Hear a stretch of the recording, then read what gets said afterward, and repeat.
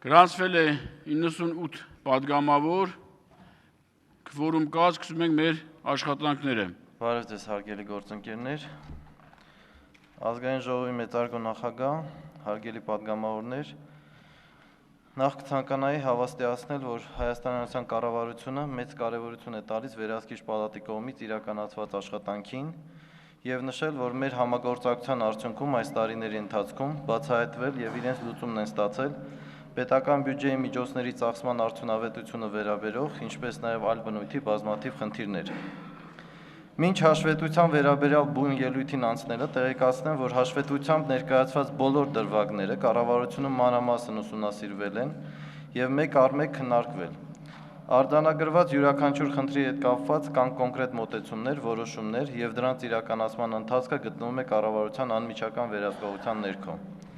Վերահսկիչ պալատի ինչպես ամփոփիչ, այնպես էլ ընթացիկ հաշվետվություններում արտացոլված խնդիրների եւ թերությունների վերաբերյալ շահագրգիռ պետական մարմինների բոլոր պարզաբանումները տեղադրված են նաեւ կառավարության պաշտոնական կայքէջում։ Անդրադառնալով անցած 5 շաբթի այս դահլիճում հնչեցած մի շատ հանցադրումներին ու գնահատականներին, պետք է նկատենք, որ խնդիրները միայն 2012 թվականին չեն արձանագրվել։ Դրանք արմատացած են տասնամյակների ընթացքում, իսկ վերջին տարիներին լուրջ աշխատանքներ են իրականացվել օրենսդրության կատարելագործման ուղղությամբ։ Ներկայումս մեր օրենսդրությունը թեև գուցե ամենակատարյալը չէ, սակայն նվազագույնի է հասցնում ռիսկերը։ Չենք կարող համաձայնել այն կարծիքների եւ գնահատականների հետ, որ բյուջեի կատարման ընթացքում տեղի է ունենում միջոցների լայնածավալ փոշիացում եւ բյուջետային հիմնական գործընթացները իրականանում են մասշտաբային կոռուպցիոն դրսեւորումներում։ Ամենևին հնարավոր չէ հանգել նման գնահատականի նաեւ Վերահսկիչ պալատի 2012 թվականի ամփոփիչ հաշվետվության տեքստից։ Հաշվետվությունում արձանագրված բոլոր խնդիրների մասով համապատասխան միջոցներ ձեռնարկվել են։ Այլ հարց է, որ ներկայիս օրենսդրությամբ նման դեպքերի համար պատասխանատվությունը տնտեսական կամ քաղաքացիական բնույթ է կրում, այսինքն գումարների վերականգնում, կատարված թերությունների շտկում, տուգանքներ, բացառությամբ մի քանի դեպքերի, երբ գործողությունները ակնհայտորեն քրեորեն պատժելի առարկներ են պարունակում։ Կարող ենք հավաստիացնել, որ Վերահսկիչ պալատի կամ գործադիրի համապատասխան կառույցների կողմից արձանագրված որևէ դեպք անհետևանք չի մնացել եւ չի մնա։ Միգուցե այդ գործընթացներում ավելի մեծ կիրառում պետք է գտնի քրեական պատասխանատվության տարը, որը կարծում ենք նույնպես գործող օրենսդրության կատարելագործման հարց է։ Համոզված ենք, որ իր լիարժեք կիրառումը չի ստացել նաև Վերահսկիչ պալատի մասին օրենքի 6-րդ հոդվածի 4-րդ կետը, որը ենթադրում է, որ Վերահսկիչ պալատը վերահսկողության ընթացքում կազմված արձանագրություններն ու ընթացիկ հաշվետվություններն ուղարկում է գլխավոր դատախազություն, եթե դրանում առկա են կասկածներ քրեաիրավական բնույթի խախտումների վերաբերյալ։ Կցանկանայի նաև ձեր ուշադրությունը հրավիրել մեկ այլ հանգամանքի վրա ևս։ Թե անցած տարի, թե հիմա պալատի հաշվետվության քննարկման ժամանակ նկատել եմ, որ քննարկման ձևաչափը գործադիրին հնարավորություն չի տալիս արձանագրված խնդիրների մասով իր տեսակետներն ամբողջությամբ, մանրամասն ու առավել հանգամանորեն ներկայացնելու, ինչը թույլ կտա ավելի օբյեկտիվ պատկերացում ձևավորել։ Արդյունքում ստացվում է, որ չնայած պետական մարմիններն իրենց բարձաբանումները ներկայացնում եւ հարցերն աշխատանքային կարգով քննարկում են պալատի հետ, այդուհանդերձ հրապարակային քննարկումների ժամանակ հնչում է միայն մեկ տեսակետ եւ հանրության համար մի շարք հարցեր այդպես էլ չբարձաբանված են մնում։ Անգամ այս կարճ ելույթով հնարավոր չէ լիարժեք բարձաբանումներ ներկայացնել բոլոր խնդիրների վերաբերյալ։ Կարծում ենք, որ քննարկումներն առավել արդյունավետ կլինեն, եւ կծառայեն իրենց նպատակին, եթե փոխվի ներկայիս ձևաչափը։ Հարգելի գործընկերներ, ներկայացված հաշվետվության մեջ արտացոլված են գործադիրի տարբեր մարմինների կողմից թույլ տրված բացթողումներ ու թերացումներ, որոնց համակողմանի ուսումնասիրությունը թույլ է տալիս արձանագրել մի շարք իրողություններ։ Շինարարության ոլորտում արձանագրված խնդիրներն այնպիսին են, որոնք պետք է ստանան եւ ստանում են իրենց լուծումները կնքված պայմանագրերի շրջանակում։ Մասնավորապես, ջրանցքների վերականգնման ծրագրով արձանագրված մոտ 47 միլիոն դրամի անորակ աշխատանքներն իրականացվել են ձմռանը, անբարենպաստ եղանակային պայմաններում, հիմնականում մայր ջրանցքների բետոնապատման աշխատանքների տեսքով, որն անխուսափելիորեն չէր կարող զերծ մնալ նմանատիպ թերություններից։ 47 միլիոն դրամը կազմում է ստուգված ծավալի ընդամենը 4,5%-ը։ Կնքված պայմանագրերի համաձայն շինարարները պարտավորություն ունեն աշխատանքների ավարտից հետո 1 տարվա ընթացքում վերացնել ի հայտ եկած բոլոր թերություններն ու բացթողումները, ինչը կատարվել եւ կատարվում է։ Ասվածը վերաբերում է նաեւ նմանատիպ մի շարք այլ դեպքերի։ Ճանապարհաշինարարության ոլորտում կատարված ուսումնասիրությունները ցույց են տվել, որ 438 պայմանագրերով ստուգվել է շուրջ 60 կազմակերպություն ընտրանքային կարգով այս պայմանագրերից եւ խախտումներ են արձանագրվել միայն 2-ի դեպքում կամ շուրջ 3%։ Հաշվի առնելով վերոնշյալը կարող ենք արձանագրել, որ կոնկրետ շինարարական ծրագրերի իրականացման ընթացքում նկատված խնդիրները չեն կրում համատարած եւ համակարգված բնույթ։ Դրանք ըստ էության կոնկրետ հանգամանքներով պայմանավորված խնդիրներ են, որոնց լուծումները նախատեսված են կոնկրետ պայմանագրերով։ Շինարարության ոլորտում ծրագրերի մի մեծ մասն իրականացնում է վարկային պայմանագրերով ներգրաված միջոցներով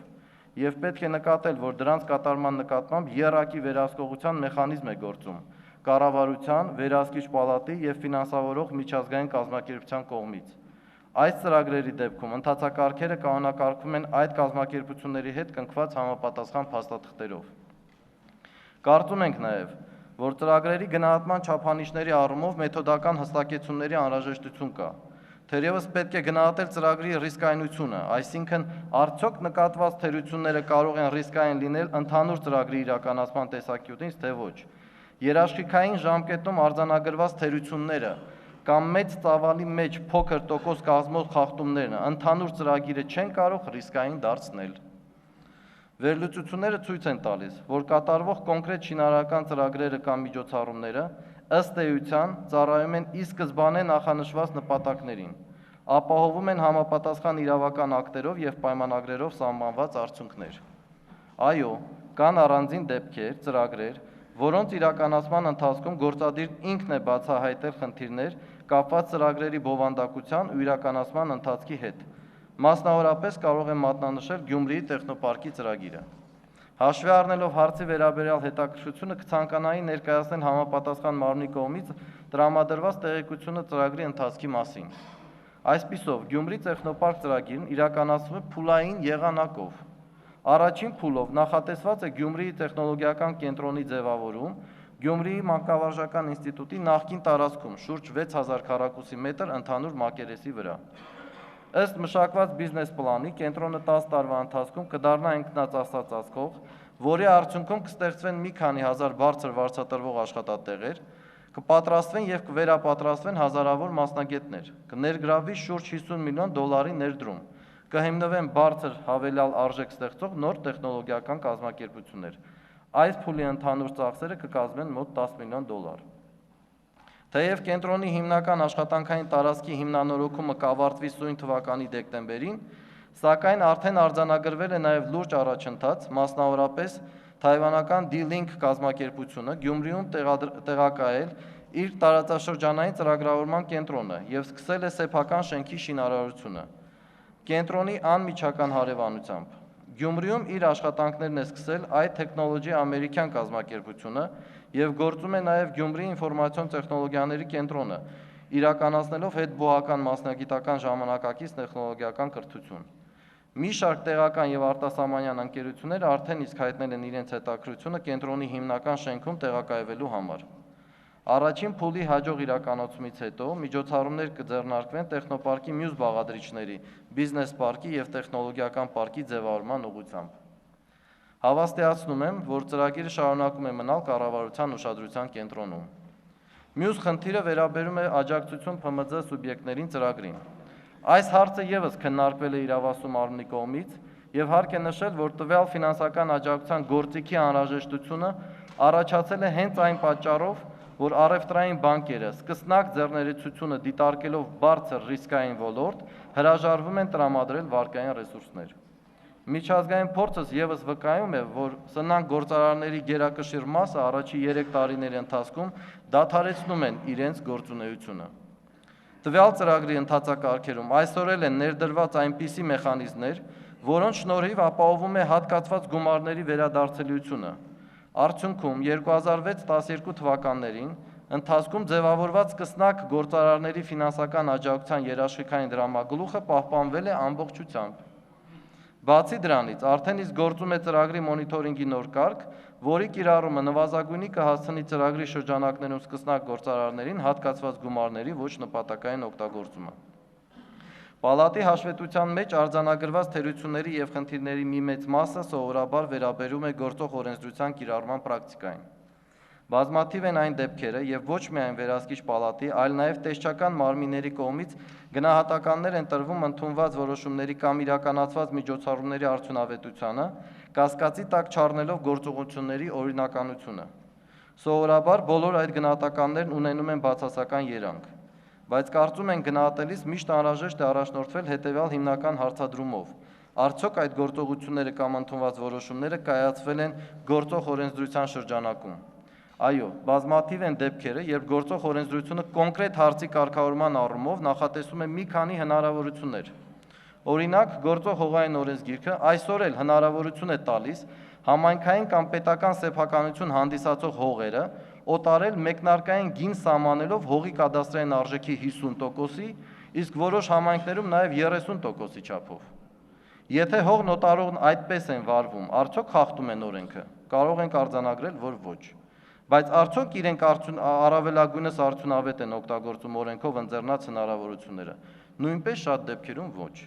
Այս մեկնաբանությունը թերևս տեղին է նաև հաշվետվության մեջ տեղ գտած Երևան քաղաքի հողային պաշարների օտարման եւ վարձակալության գործընթացներում նկատված խախտումների մասով։ Ուստի նմանատիպ թերություններն այն դեպքերն են, երբ բոլորիս համատեղ ջանքերով պետք է բարելավի օրենսդրությունը, նախատեսելով միատեսակ եւ առավել արդյունավետ օրենսդրական կարգավորումներ։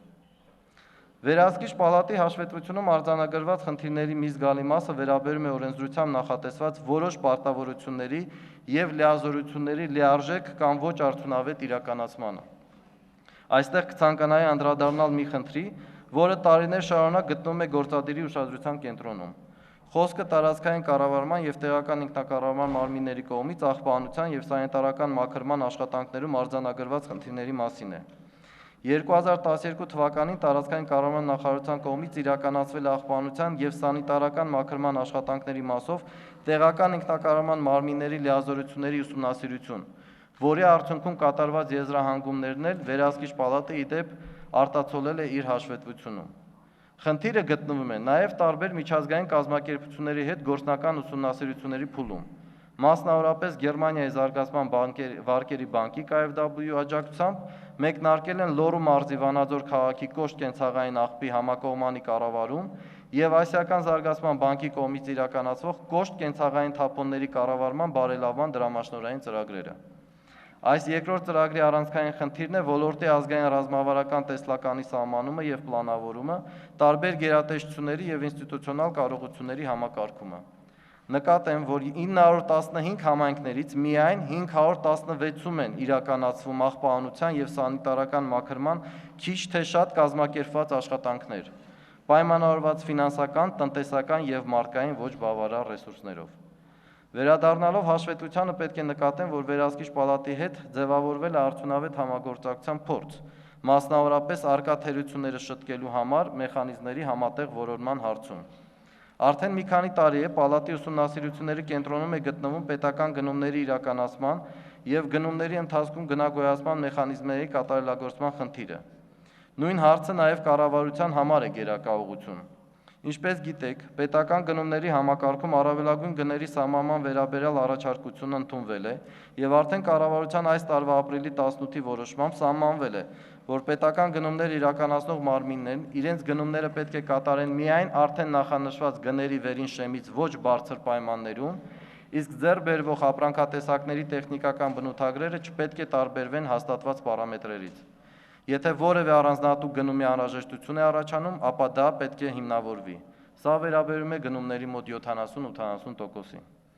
Աշխատանքներ են իրականացվում նաև էլեկտրոնային գնումների համակարգի լիարժեք գործարկումն ապահովելու ուղղությամբ։ Կիսում են պալատի արձանագրված անհանգստությունը էլեկտրոնային համակարգի մեկնարկի հետ կապված առաջացած խնդիրների մասով։ Տեղեկացնում ենք, որ քայլեր են ձեռնարկվում մշակված համակարգի արդիականացման միջոցով ծրագրում առկա խնդիրները լուծելու եւ այն զարգացնելու ուղղությամբ։ Ներկայումս քննարկվում եւ աշխատանքներ են իրականացվում սոցիալական փաթեթի շրջանակում մատուցվող բժշկական ծառայությունների գների եւ պետական կարիքների համար համեմատաբար մեծ ծախսեր առաջացնող այլ ապրանքների գների պարբերաբար ուսումնասիրության վերաբերյալ։ Հաշվի առնելով պալատի հաշվետվությունում ներկայացված շինարարության ոլորտում գնումների գործընթացին վերաբերող դիտարկումները, տեղեկացնենք, որ գործող գներով շինարարական աշխատանքների արժեքի հաշվարկման կարգում փոփոխություններ կատարելու նպատակով Քաղաքաշինության նախարարության կողմից իրականացվում են քննարկումներ վերահսկիչ պալատի, ֆինանսների նախարարության, Երևանի ճարտարապետության եւ շինարարության պետական համալսարանի, շինարարների միության եւ այլ շահագրգիռ մարմինների հետ։ Համոզված ենք, որ առկա խնդիրների համար արդյունավետ լուծումներ կգտնվեն։ Հարգելի գործընկերներ, կարևոր ենք համարում տեղեկացնել նաև այն աշխատանքների մասին, որոնք իրականացնում է հենց կառավարությունը ծրագրերի նկատմամբ վերահսկողության ուղղությամբ։ Գործադիրի կազմում գործող 16 ստուգում իրականացնող տեսչական մարմինների կողմից 2012 թվականի ընթացքում իրականացվել է 15178 ստուգում։ Չմանրամասնելով ստուգումների արդյունքները, միայն նշենք, որ ֆինանսների նախարարության ֆինանսական վերահսկողության տեսչության կողմից 2012-ին 72 ստուգում եւ 23 ուսումնասիրություն է իրականացվել եւ ամփոփվել։ Արդյունքում 2008-12 թվականների արձանագրված գումարներից վերականգնվել է 672 միլիոն դրամ եւ վերաձևակերպվել 450 միլիոն դրամ, ընդհանուր առմամբ 1 միլիարդ 122 միլիոն դրամ։ Պետական տեսչական բոլոր մարմինների աշխատանքների առավել արդյունավետ կազմակերպման, ռիսկերի գնահատման վրա հիմնված նոր մեթոդաբանությամբ վերահսկողություն իրականացնելուն ուղղված բարեփոխումներն այսօր կառավարության օրակարգում են։ Հարգելի պատգամավորներ, ամփոփելով խոսքս ցանկանում եմ շնորհակալություն հայտնել ազգային ժողովի մեր գործընկերներին շահագրգիռ քննարկումների եւ հարցադրումների համար եւ հավաստիացնել, որ բարձրացված բոլոր հարցադրումները կառավարությունում քննարկման առարկա կդառնան։ Կցանկանայի պատգամավորներին, ինչպես նաեւ քաղաքացիներին հավաստիացնել, որ կառավարության բոլոր օղակները ձգտում են եւ շահագրգռված են, որ ծրագրերն ու աշխատանքներն իրականացվեն լիարժեք, սահմանված ժամկետներում, ողջ ծավալով ու անհրաժեշտ որակով, ինչպես նաև համապատասխան փաստաթղթերում նշված նպատակներին համապատասխան։ Պալատի հաշվետվությունում արձանագրված բոլոր խնդիրներն ու թերությունները վերացվել ու վերացվում են եւ ձեռնարկվել են նաև քայլեր, որպեսզի վերացվեն կամ առնվազն նվազագույնի հասցվեն նման խնդիրներ առաջացնող պատճառները։ Բացի այդ, բոլոր այն անձինք, այդ թվում պաշտոնյաներ, կազմակերպությունների ղեկավարներ, որոնք մեղավոր են չարաշահումների համար, օրենսդրության եւ համապատասխան փաստաթղթերի համաձայն պատասխանատվության են ենթարկվում։ Կառավարությունը նաև վճռական է շարունակել ինքնավերահսկողության եւ ինքնամոնիտորինգի աշխատանքները բոլոր կարևորագույն ծրագրերի նկատմամբ։ Մենք պատրաստակամ ենք բոլոր շահագրգիռ կառույցների հետ քննարկել այն առաջարկությունները, որոնք ուղղված կլինեն ինչպես վերահսկիչ պալատի, այնպես էլ գործադիրի կողմից բացահայտված տարաբնույթ խնդիրների լուծմանը։ Պարոն Գևորգյան, դուք ձեր ելույթում նշեցիք նաև ուրեմն գնահատման մեթոդաբանության մասում ծրագրերի, որտեղ կարծեք թե շատ հատվածներում մենք այդ խնդիրն ենք հանդիպում, որ գնահատման մեթոդաբանությունը եւ վերահսկիչ պալատի մոտ ուրիշ է, ձեր մոտ ուրիշ է, դրա համար շատ դեպքերում անհամապատասխանություն է առաջ գալիս։ Օրինակ, ինչ մեթոդաբանության մասն է, արդյոք ճիշտ չի այդ մեթոդաբանությունը հստակեցնենք, որպեսզի հասկանալի լինի բոլորիս համար, թե ինչի մասին ենք խոսում եւ կոնկրետ տվյալ ծրագրի արդյունավետությունը ինչ ձևով գնահատենք։ Շնորհակալություն։ Ես փորձեցի մի կոնկրետ օրինակով այդ բացը ակնհայտ դարձնեմ։ Մասնավորապես, եթե մենք վերցնում ենք այսօրվա հաշվետվությունը եւ դրվագներով նայում ենք, ապա ըստ էության կոնկրետ ծրագրերի իրականացման ընթացքում բացահայտված ինչ որ խնդիրների մասին է այնտեղ նկարագրվում, բայց ընդհանուր ծրագրի արդյունավետության մասին խոսք չկա։ Դրա համար եմ ես ասում, որ եթե օրինակ 1 միլիարդ դրամի բետոնապատման աշխատանքներ է իրականացվել, մայր ջրանցները գիտեք, որ ոռոգման սեզոնը ավարտելուց հետո են միայն այդ աշխատանքները իրականացվում, տեխնոլոգիապես մենք բոլորս գիտենք, որ այնտեղ խնդիրներ ենք ունենալու որակի հետ կապված, եւ մենք ինքներս այդ խնդիրները բացահայտում ենք տեխնիկական վերահսկողության եւ այլ կարգի ձևերով եւ այլն։ Ուստի երբ որ մենք արձանագրում ենք, որ մենք այդ 47 միլիոն դրամի խնդիրը ունենք անորակ աշխատանքի մասով, ստացվում է, որ այդ ամբողջ ծրագիրը արդեն բացասական երանգով է ներկայացվում, որովհետև ուրիշ բան ծրագրի մասին այնտեղ գրված չկա։ Այ խոսքը սրա մասին է։ Արդյոք մենք պետք է ծրագրերը գնահատենք, իրանց ռիսկայնությունը, իրանց մեջ եղած խնդիրները եւ այլն։ Թե այնուամենայնիվ փորձենք ծրագրի մասին տպավորություն ձևավորելով կոնկրետ աշխատանքային դրվագները արձանագրելով եւ բացահայտելով։ Այսքանը։ Ռուզաննա Մուրադյան։ Պարոն Գևորգյան, կարող եք ասել, վերահսկիչ պալատի կողմից բացահայտված խախտումների ու չարաշահումների քանի տոկոսն է վերականգնվել կամ ընդհանրապես վերացվել,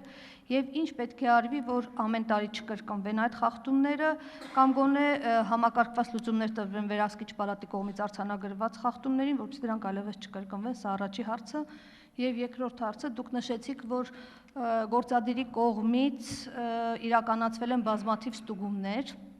մասնավորապես ֆինանսների նախարարության տեսչության կողմից եւ վերականգնվել է մոտ 1 միլիարդ դրամից ավելի գումար։ Կարող եք նշել որ ոլորտներում եւ արդյոք այդ ոլորտները չեն համընկնում վերահսկիչ պալատի կողմից արձանագրված ստուգումների ոլորտներին։ Շնորհակալություն։ Շնորհակալություն, տոկոս վերականգնումների մասով կարող եմ ասել հետեւյալը։ Ըստ էության վերահսկիչ պալատի ընթացիկ եւ ամփոփիչ հաշվետվություններում այնինչ որ գոնե ես եմ ծանոթացել, իմ համար 3 խումբ խնդիրներ եմ արձանագրել, մեկը մեթոդական բնույթի խնդիրներն են, հաջորդը օրենսդրության հետ կապված խնդիրներն են եւ երրորդը ըստ էության կոնկրետ շինարարական կամ կոնկրետ գործընթացների ծրագրերի ուսումնասիրությունը եւ իրականացումը։ Ինչ վերաբերում է կոնկրետ խնդիրներին, կոնկրետ շինարարական պայմանագրերով կամ կոնկրետ գնումների պայմանագրերով բացահայտված խնդիրները, մեր բոլոր իմ կառավարության իմ գործընկերների կողմից ներկայացված բարձաբանումներով ըստ էության այդ հարցերը լուծվել են։ Այսինքն, եթե կան վերականգնման կամ անորակ աշխատանքներ, որոնք պետք է վերացվեն, դրանք կատարվել են ըստ էության։ Միանգամից ուզում եմ հարգելի գործընկեր նաև նշել, որ մեծ մասը այդ աշխատանքների, որոնք արձանագրվել է կոնկրետ շինարարության ընթացքում վերահսկիչ պալատի կողմից, նույնպես գործադիրի համապատասխան մարմինների կողմից ընդունվել են, որովհետև դա հնարավոր չի չընդունել, որովհետև այդ նույն խնդիրները արձանագրում է ինքը գործադիրը իր տարբեր օղակներով, իր տարբեր մեխանիզմներով։ Ինչ վերաբերում է օրենսդրական բացերին, ցավոք սրտի ես դեռ կարող եմ ասել, որ մենք դեռ շատ աշխատանքներ ունենք անելու, ես մի օրինակ կոնկրետ բերեցի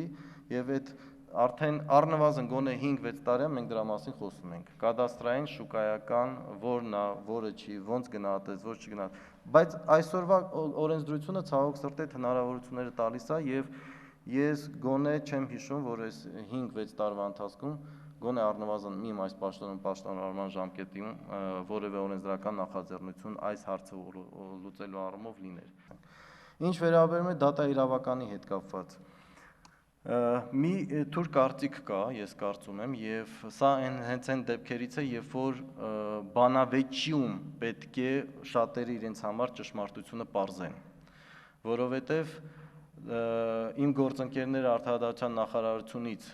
ներկայացրել են իրենց պարզաբանումները, իրենց հիմնավորումները եւ այլն, բայց դրանք չեն ընդունվել կամ դրանց հետ չի համաձայնվել, ասենք վերահսկիչ պալատը։ Իրականությունը նրա մասին է, որ որևէ հավելագրում կամ ավել ծավալի չկատարված ծավալի դիմաց գումար չի վճարվել։ Պայմանագրերը, որ հաստատվում էին կառավարության կողմից $1 միլիոն արժողությամբ եւ ավել,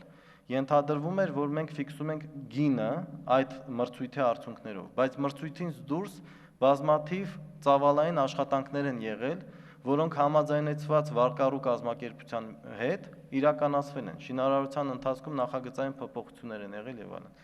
Ուստի մի բան կարող եմ հաստատ ասել, ես կարծում եմ պարոն Թովմասյանը հնարավորություն ունենալու է ելույթ ունենալու եւ ինքը ավելի մանրամասն կանդրադառնա դրան, որ այդ 222 միլիոնը դա փաստացի կատարված աշխատանքների դիմաց վճարներ են։